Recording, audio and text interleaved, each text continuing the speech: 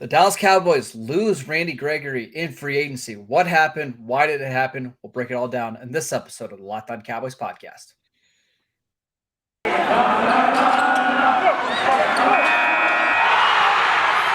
You are Locked On Cowboys, your daily Dallas Cowboys podcast.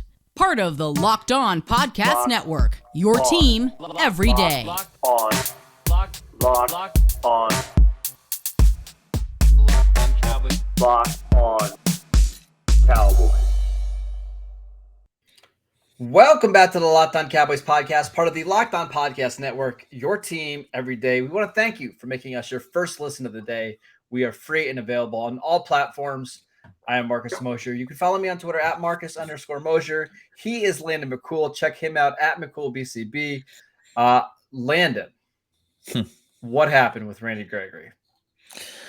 We still don't know. I think that's the thing that we're getting at. I think there is certainly some finger pointing at Stephen Jones going on based on reports that have come out that Jerry brought everyone to the table, and that this is all via Patrick Walker, by the way, just to kind of credit everybody. And then apparently Stephen came back at the last minute to try to change some things in the structure. And Randy took his ball and went home, and by home he went to Denver, I guess. So signing a new deal with them. There's a lot of different angles on this. I think that's what happened. I think we can speculate and hopefully, maybe get some more answers on exactly the way things went down, because that I have some interest there as well. Yeah. And I wonder if this is even actually all done. This is a completely done deal at this point. All right, so let's just update everybody on the timeline of what happened, because how this all played out is important. So on Monday night, the Cowboys agreed to a contract extension with Demarcus Lawrence, right? So we can talk about that in a little bit, but basically a 3-year, $40 million deal with $10 million guaranteed in every year, okay? That freed up a ton of cap space for the Cowboys. And when I went to bed last night, Landon, I actually looked at available cap space, and Cowboys were 9th in the NFL. Yeah, they were top 10. Yeah. Okay. So they had a bunch of cap space. Got up this morning, and there was the report from I think it was Ian Rappaport. The first report of the Cowboys are close to a deal worth around $13 million a year. And then it became common knowledge. The Cowboys signed Randy Gregory to a 5-year, $70 million deal with $28 million guaranteed. DallasCowboys.com wrote about it. His agent went on 105.3 The Fan talking about the deal. Like, he went on The Fan saying, hey, the only reason that the Cowboys were able to sign this is Jerry Jones stepped up to the plate. They supported him during this entire time. Jerry's the one that made this deal possible. And then all of a sudden it breaks down. We get a tweet from Michael Gelkin saying, hey, this might not be over yet. As you mentioned, it sounds like there was some offset language that Stephen Jones insisted be in there. And now the Cowboys are in trouble, because what do you do at defensive end now? The biggest problem is the Cowboys talk about retaining their own. That's the reason they don't do a lot in free agency, is because they want to retain their own. If you can't even retain your own and they want to go elsewhere, what are we doing here? Well, I mean, I do think that this is a special circumstance here. It sounds like it is. But we've seen before players agree to deals and then back out of them before they become official. That's not uncommon, right? Anthony Barr did it a couple of years ago when he was leaving the Vikings to go to the Jets, and then ultimately decided to come back to the Vikings. You don't see it very often the other way around, where somebody signs with a team and then backs out of their own deal and goes somewhere else. That just doesn't happen very often. And honestly, that's why I want to know what's going on, because I understand that we're all quick to jump and blame Stephen Jones and obviously adding contract language after the deal is agreed is I can understand why that would be a terrible move. But having said that, I still don't understand, I guess, why the deal is finished. Like, I guess why it's not Wednesday. None of this stuff has been signed yet. Like, all of this is just announcing these deals. And frankly, the the Denver deal is just as legally binding as the Dallas deal that was announced 2 hours previous. It must be just about respect, though. That's Yeah. Gregory must feel like, hey, I'm not respected the way that other teams are respecting me. Other teams are not going to put that language in, so why should I have to listen to you guys or not listen? I guess I'm surprised that it would fall down that quickly. You know what I'm saying? Like that there couldn't have been pushback in negotiation, especially when there's no deadline on this deal. Even if it got done after Wednesday, that's fine too. So I guess, yeah, I mean, I understand like, getting upset at the last minute of that, but I guess, look, Peter Schaefer, that's his name, the agent, right? That came out, like Peter Schaefer came out and said all these nice and flowery things about how the Cowboys were, patient with them and all these things. And like, all it took was a kind of a circle back on a contract language to kind of make this deal not only fall through, but have them completely walk away from the table and then go commit to another side. So I 100% blame Stephen Jones for this. Like, the last minute circle back. I guess the thing I am still like baffled by is why this needed to be the end of negotiations. Or is it the end of negotiations? I there's always the chance that this is a leverage play to get what they want out of the Cowboys and have them come back. So who knows? I mean, but I think I would like to know more about what's going on here, because obviously initial looks make Steven look really bad. But I think that looking past it a little bit, I want to know why that was just the end of it. And there couldn't have been further negotiation past that. My guess is that Randy Gregory was already feeling like he was taking a hometown discount, right? Because I saw that he liked a couple tweets where he said that he got offered like $4 or $5 million more, and he was already trying to help out the Cowboys.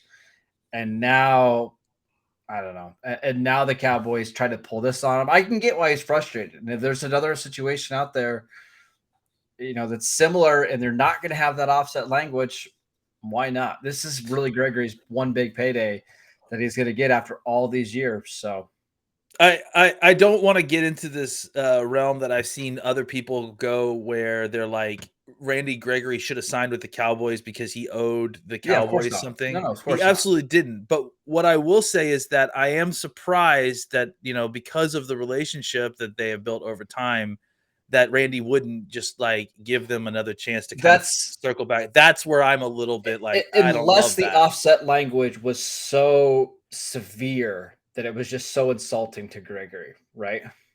Maybe that had to be it, right? Yeah, I guess. Yeah, I mean, I just think we don't know how bad was the offset language that Steven was trying to put in there. Yeah, listen, here's my bottom line here is I think Stephen Jones did something he shouldn't have done, absolutely. What I don't know yet is, did Randy overreact to this and pull the contract and walk away willy-nilly because of something small? And I think that's fair to ask. But yeah, I mean, I think there's no doubt that kind of circling back and trying to change the structure on an agreed contract is bad pool.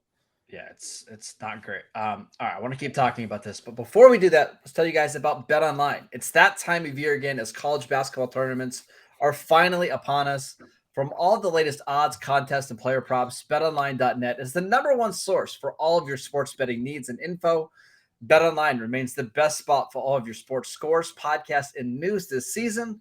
And it's not just basketball. BetOnline is your continued source for all of your sport wagering information needs, including live betting and your favorite Vegas casino games. Head to the website today or use your mobile device to learn more about the trends in action. Bet Online, where the game starts. All right, let's talk about later what the Cowboys do now, because you save this money to use on Randy Gregory, so you could have Demarcus Lawrence, Gregory, and Parsons all rushing the passer. Where do you go from here? Because it feels like the two options are you just let the market play out and you sign guys like Dorrance Armstrong and stuff like that, or you have to overpay for older pass rushers like Chandler Jones or Von Miller. You're going to have to pay them more than what you were going to pay Randy Gregory. So what should they do? Well, I think they got to see what the market is, for some of these guys. I mean, you got to kick around to see exactly what they're looking at. I think Dorrance Armstrong becomes a plan B in combination with somebody else. I don't think it would be just Dorrance Armstrong by himself.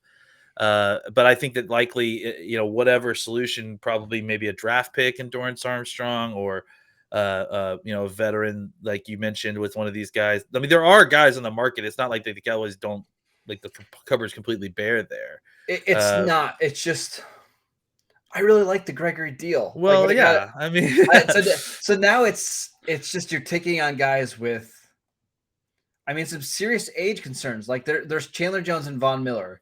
Do you want either of those guys at 16, 17 million a year? I mean, it depends on what the deal is. Like, if is it a short-term deal, then potentially. If you think they have something left, I mean, I think it's tough because they're older, but those guys have been mostly pretty reliable despite their age. How about I mean, some people want to know about like Zadarius Smith, who's coming off a back injury. I think that they'll kick the tires on all these guys, but the point is that there is a list of guys that are available. It's not like there isn't any starting right defensive ends available on the market. There are, and there's guys in the draft as well. It's just not the solution that we wanted. We wanted Randy Gregory, so it's not like they don't have options here. It's not like the cupboard's bare. There are actually a lot of options if they wanted to get somebody else, whether it's a temporary solution or a long-term solution. That I think that depends on the kind of player they're going after. But again, I wouldn't be surprised if we saw Dorrance Armstrong come back on a deal, and then that in combination with maybe another guy, I think is probably what you're looking at for a solution here. It's not Randy Gregory, but it's what they're gonna have to make do. Yeah, I mean, the hard part is, after that, the deal was announced, and it sounds, and we're going to talk about Malik Hooker, and it sounds like J-Ron Kearse is back. It felt like, the Cowboys are one veteran linebacker away from the defense being set going into the draft, right? Where you didn't have to reach on a position, and you felt pretty good about all their spots. Now it's okay. We have a massive hole at right defensive end. We have a massive hole at left guard. We need a receiver. It's just, it's going to be tough for them at this point to field a better team. I mean, it was going to be tough for them anyways, but to lose Randy Gregory and Amari and Connor Williams and Cedric Wilson and maybe Lyle Collins all in the same offseason is tough. I mean, that's just the nature of the NFL. When you have contracts coming out your ears at this point, some of these guys are going to go. They got to find a way to improve them and get better. And I think the Randy Gregory one really hurts because they had plans to bring him back. But I also think that, that it certainly could be worse. Like, they certainly have solutions out there available. So what would you like them to do? Is there a guy that stands out to you that you would like to see them target? I mean, like I said, I think that you look at, I'm okay with signing Von Miller to a short-term deal. If they can find a way to make it work with one of the higher-end guys, I mean, that's great. I mean, kick the tires on some of these other guys. Maybe they want a cheaper older free agent. Maybe they want a Justin Houston and combined with another guy. Maybe they sign two guys for that money that are lower-end veteran guys to kind of rotate in that spot. I think there's a lot of different ways to kind of solve this. The question becomes, like, how do they want to go about doing it? Do they want to try to get one veteran guy to solve it? Do they want to try to solve it with a combination of free agent and a draft guy? I think the shift moves to kind of solving the position maybe through multiple players as opposed to just one deal with like someone like Randy Gregory. Do you consider making a trade for Danielle Hunter, who basically has 2 years left on his deal at $30 million a year? If they're interested, I certainly could do a trade like that. I mean, I like Danielle Hunter. They're very similar players in the way they play, I think. He's a little bit younger than Gregory, so that would be maybe even an upgrade on the situation for the long term. So now he's only played 7 games over the last 2 years. Yeah, that's the issue. Obviously, he's dealing with a lot of injury stuff. So and maybe maybe he's even less willing to take an injury waiver type deal. Oh, I'm sure he would be, right? So I mean, I think like I said, there's lots of different ways to solve this. The Cowboys do have options here. It's not like like I said, it's not like there's nothing that they can do here and they're screwed. It's just that not the option that they wanted. They liked Randy Gregory. They did this deal with Lawrence to try to, secure him. And, obviously it did not work out, or at least it looks like right now it's not working out.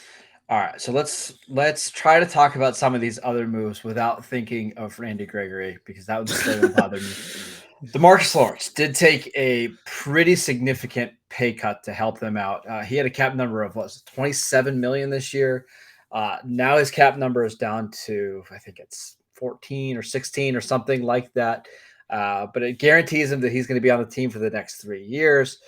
He's still I think he's one of the better values now at defensive end, considering the price. He's getting paid less than what Randy Gregory is getting paid. I think it was a great move for both sides, especially for the Cowboys. I think Demarcus Lawrence did them a huge favor. Absolutely. I mean, I think, that was a real kind of leadership move. I mean, he wanted to help retain Randy Gregory. And I mean, again, I thought we were going to mention Randy Gregory.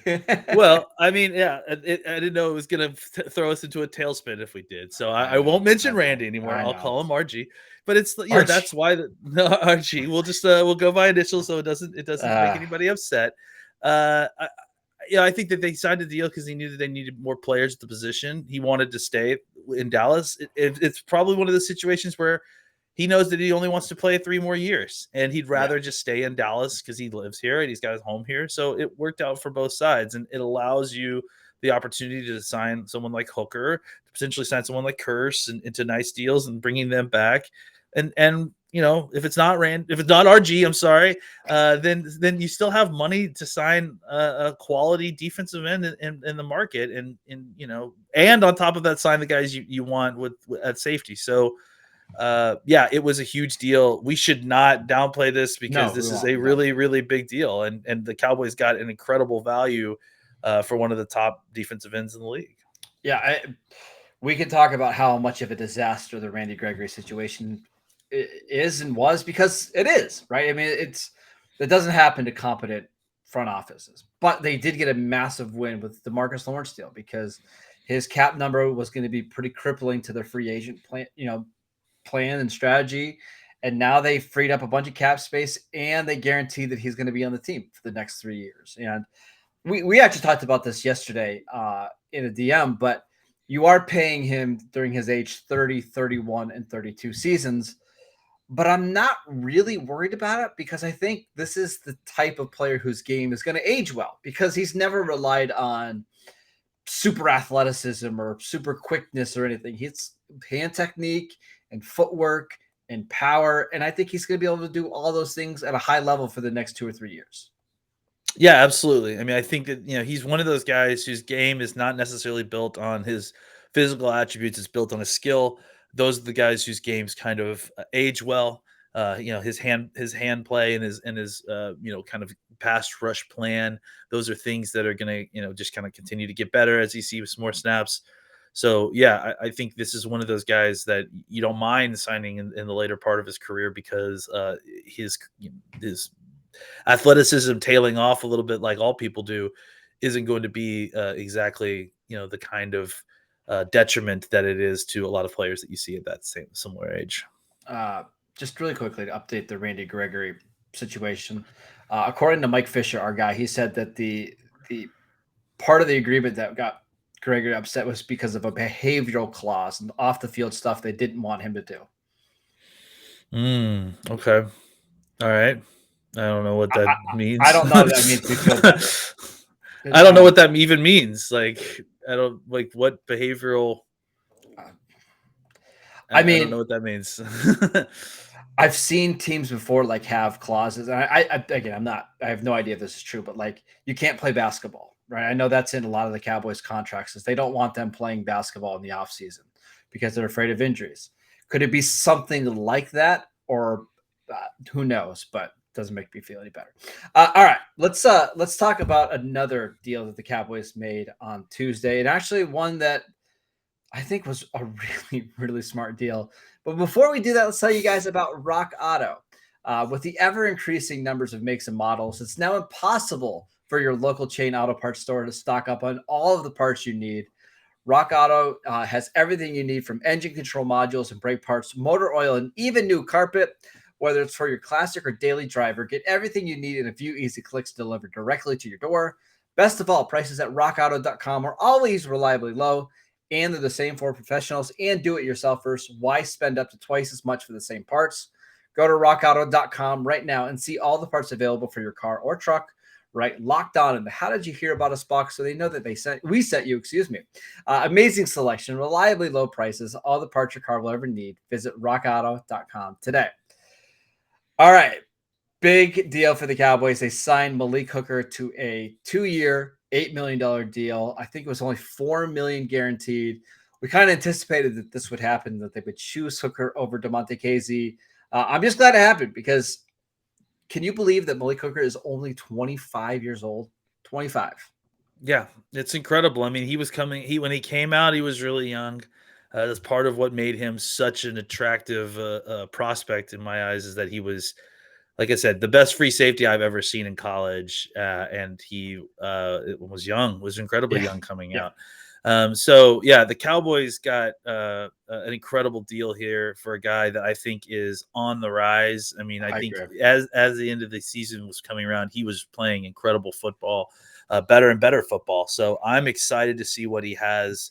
It seems like some of the injury stuff is hopefully behind him. He's got coming in with a full off season after having played a full season. So I'm excited about the future with Malik Hooker there. And what that's going to allow. And I think that this is the kind of thing that the Cowboys aren't getting enough credit for. You know what I'm saying? Like, they brought in Malik Hooker last year on a cheap deal. They got good play from him. And then they parlayed that into a cheap contract for a guy that, could be playing eventually at a Pro Bowl level. He has that kind of talent.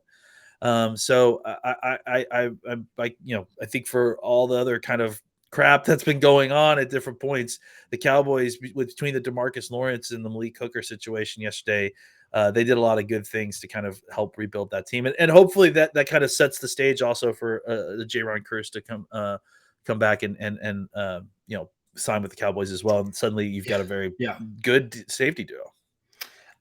Just really quickly on Malik Hooker's injury history.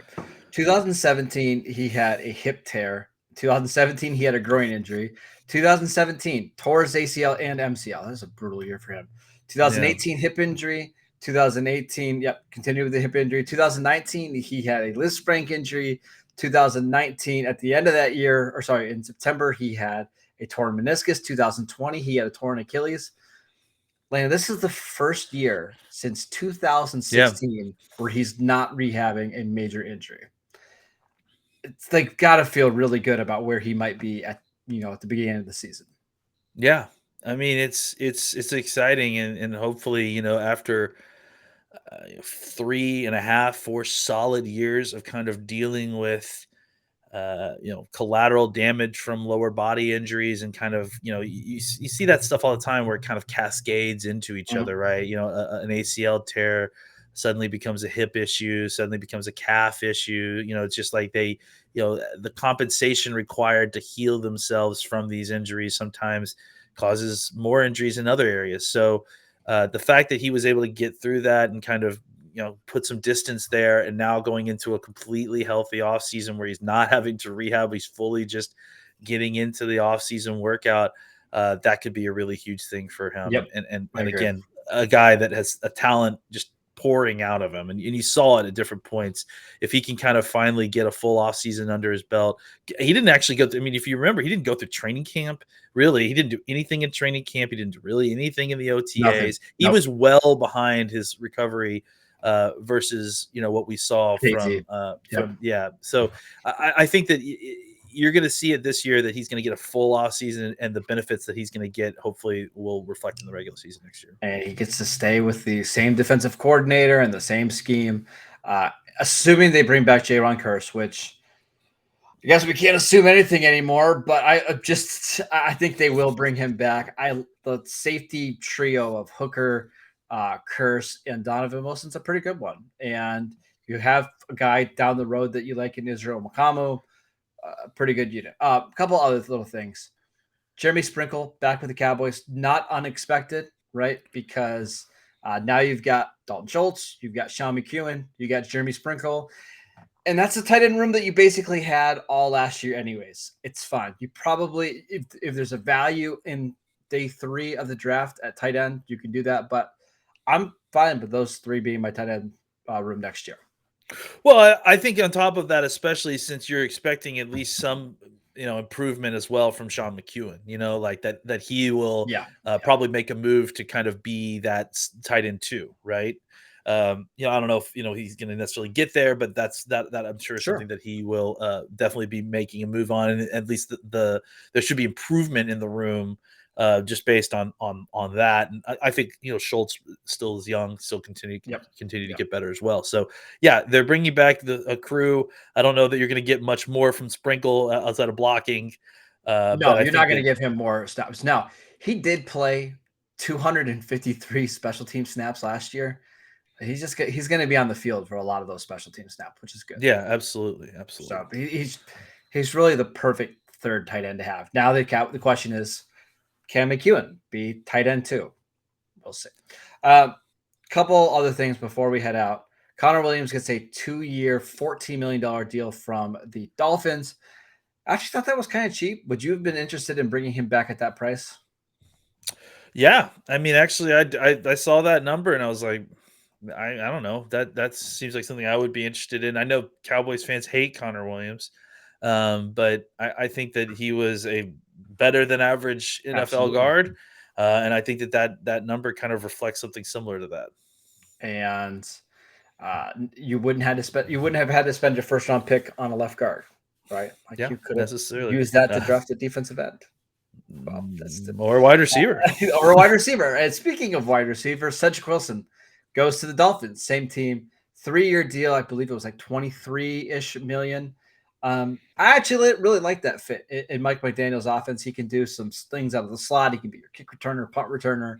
He can work outside, no block. So I think that's a good spot for him. Yeah, and obviously, Mike McDaniel's a fan of the 2021 Dallas Cowboys. He's already signed 2 so far. I think he's a good fit for what McDaniel likes to do. He's versatile. He can kind of line up in a bunch of different spots. So yeah, I think he's a fantastic guy if he's your wide receiver 3 or your wide receiver 4. I think if you ask him to do kind of more than that, you may not get quite the returns you're hoping for on a consistent basis, but I think he certainly can be very good as a part of a larger wide receiver room. And that's what he's going to be there. They've got Devontae Parker. They've got Jalen Waddle. They've got Mike Gesicki, who kind of operates as the big slot. Let him be the third receiver, the kind of the gadget guy. Miami has a bunch of money to spend. I think it makes sense. Would it have made sense for the Cowboys to bring him back at that price? Probably not. But I think he had more value across the league. I agree. I think, if the Cowboys had the opportunity, they probably would have liked to, but he did price himself out by playing really well last year and really kind of opening up the free agent market for himself. Do you want a comp pick update for the Cowboys or no? Yeah, let's hear it, because I mean, any kind of positive news at this point would be great, right? A 4th round pick for Randy Gregory and 2 6th round picks at this point. Okay. Yeah, well. All about that 2023 run, baby. Yeah. I mean, again, it kind of still points to that, right? Like we're still kind of looking forward to that 2023 season. And even with look, as much as everyone is kind of down on things, I think you look at where the Cowboys are with the signings they made yesterday. They still got some work to do, obviously, with Randy Gregory's situation not working the way it wanted to. But I think that they're not in the worst spot that they could be. They still have they still got room, the cap room, because the deal didn't go through. There's still some guys available that they can plug in here. But yeah, I think, again, we're seeing what we've talked about. Like last year was the shot. And this year they're going to try to do what they can to put themselves in the position. But I mean, it's going to take efforts by some of these younger players stepping up, because they are not going to be able to retain everybody that they had on the team last year. One last question. Do you think the way this Randy Gregory situation played out, do you think that's going to hurt them in other deals this year and for future guys? Like, do you think Micah Parsons and Trevon Diggs are looking at this deal like, hey, they're not all that loyal. Like they're going to put offset stuff in here. They're going to tell you how much we love you. But when it comes to contract time, they're pretty brutal. Maybe. But I think all these NFL teams are certainly like that in some ways. I mean, every team's got their stories about this. The Cowboys aren't the only team that try to play hardball. And frankly, the Cowboys have been on the receiving end of some terribly out-leveraged deals too. So, I mean, you could look at that, or you could look at how Zeke was able to leverage them into a deal that they didn't want, and look at it either way. I don't know that this is I think if anything, that maybe what it does is that it makes agents want to deal directly with Jerry himself instead of trying to deal with Steven. And maybe that's the idea. Maybe that they're trying to play a good cop, bad cop situation, and it's just played out at this point. Yeah. All right. That is it for today's show. I promise we'll try to be more optimistic and happy tomorrow. We'll see how that works out. Follow the show on YouTube, Locked On Cowboys. You can follow us on Twitter at Locked On Cowboys. Download the podcast wherever you get your podcasts. Follow Landon at McCool BCB. I'm at Marcus _Mosher. And we'll see you guys next time.